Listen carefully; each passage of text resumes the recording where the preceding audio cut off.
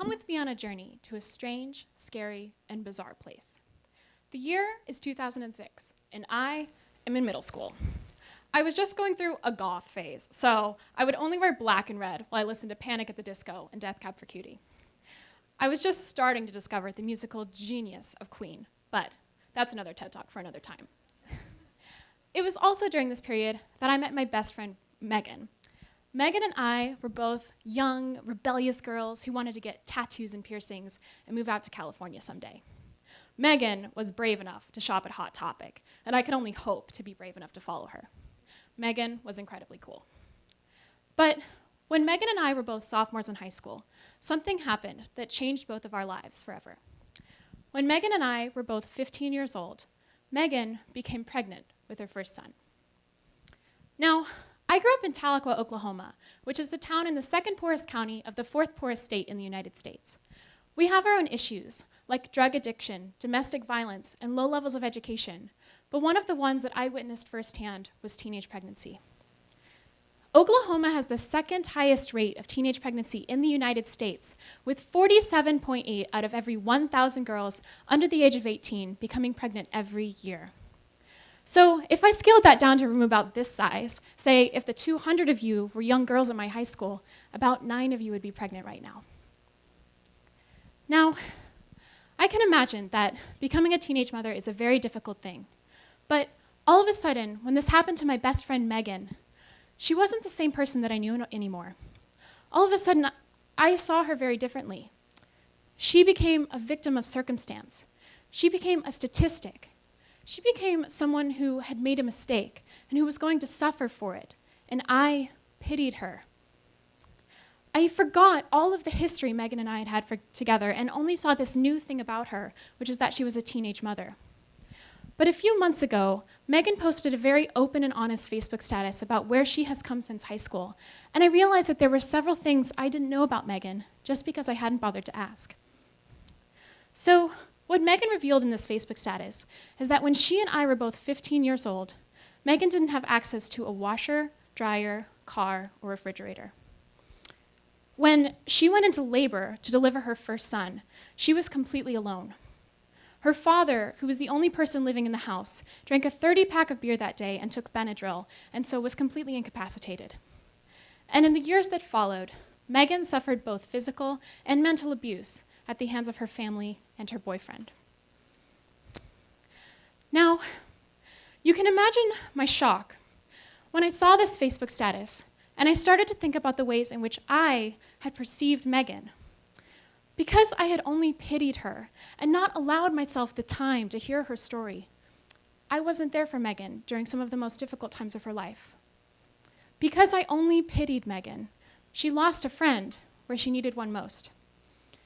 And I'll admit that I haven't really been able to rekindle my relationship with Megan, even after all these years, because I allowed myself to buy into what I call the paradigm of pity. So you see, when I was pitying Megan, what I was actually doing was framing her as the victim and taking away her agency. What I was saying was that she was unable to improve her own situation, and therefore I took from her that most profound of human emotions, hope.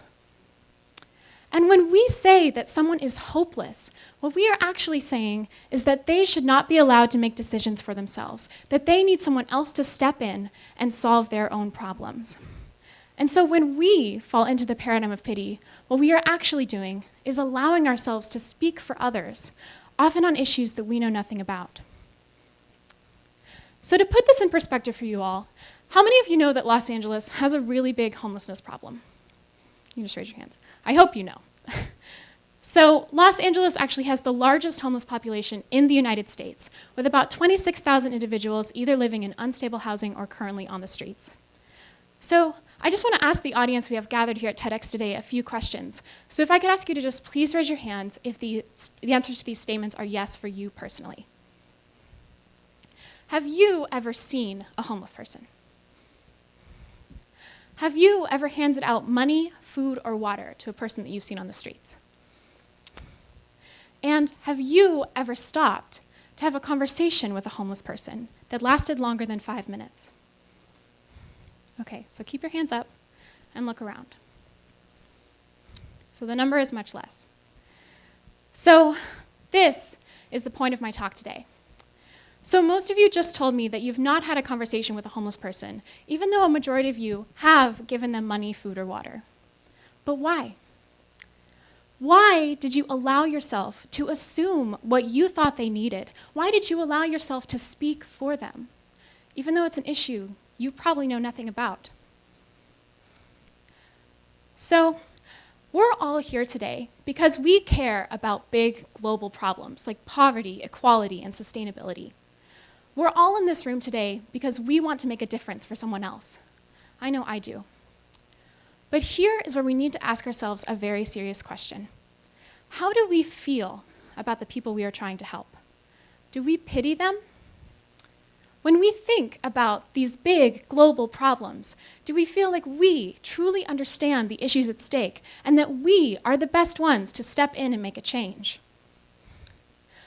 Why is it that when we think about homelessness, we feel okay giving the homeless food even though we've never asked if they're hungry? Why is it that we feel okay donating aid money to disasters in Nepal, Haiti, or the Philippines, texting the Red Cross, even though we may never know where that money goes? And why is it that we feel okay talking about how black students should have the same education as white students, how a woman should be paid the same as a man, or how every child in every country should have access to freedom, even if they are escaping a brutal civil war on a raft across the Mediterranean? But that engagement hardly goes beyond a Facebook status share. If we are not moving from pity to shame, then we are still in denial. And I am not exempt from this. So when I was writing this talk, I reached out to Megan to ask her for her permission to include her story.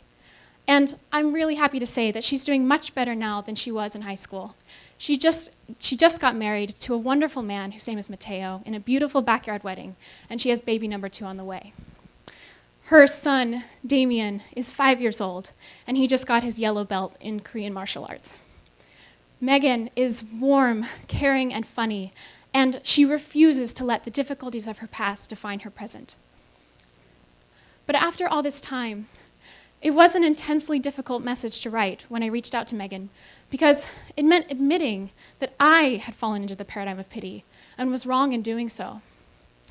I had to admit that I doubted Megan's ability to shine, but I'm happy to say that she has destroyed my doubt over and over again. So if there's anything that I hope to inspire today from my own example, it's a bit of self-reflection. It's inspiring to want to come together in halls just like this and talk about how to fix the world's biggest problems. But too often, we forget to ask ourselves what we have done to cause these problems and what we are continuing to do every day. The paradigm of pity speaks a lot more to how we see ourselves than to how we see others. Pity makes us happy. Pity keeps us safe. Pity allows us to say that we have the right answers, when in reality, no one has more right answers than the people experiencing these problems. And so if we truly want to make change, then the best thing we can do is start recognizing when we see someone else with pity, and then start asking ourselves, why?